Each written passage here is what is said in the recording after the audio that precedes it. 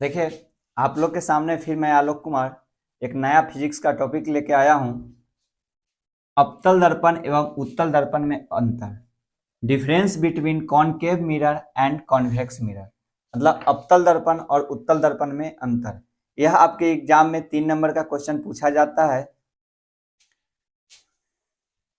देखिए, अवतल दर्पण तथा उत्तल दर्पण में अंतर।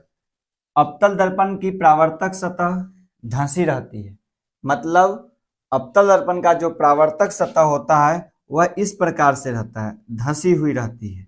ठीक है। लेकिन उत्तल दर्पण का परावर्तक सतह जो होता है वह उभरा हुआ रहता है, उठा हुआ। तो अवतल दर्पण की परावर्तक सतह धंसी रहती है, उत्तल दर्पण की परावर्तक सतह उभरी रहती है। अवतल दर्पण का फोकस वास्तविक होता है।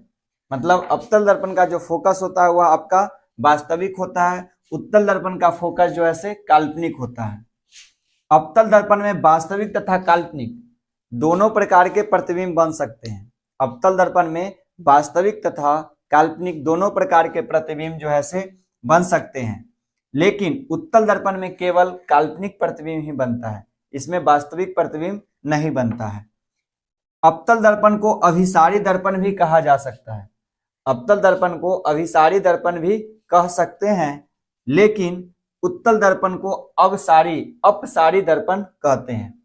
देख लीजिए फिर से, अवतल दर्पण की परावर्तक सतह धंसी रहती है, उत्तल दर्पण की परावर्तक सतह उभरी रहती है।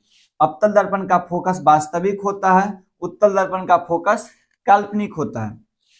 अवतल दर्पण में दोनों प्रकार के प्रतिबिंब बन सकते हैं, वास्तविक भी और काल्पनिक भी। लेकिन उत्तल दर्पण में सिर्फ काल्पनिक प्रतिबिंब बनते हैं।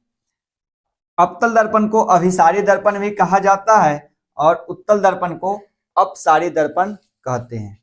ठीक है, यह आपका था अवतल दर्पण तथा उत्तल दर्पण में अंतर।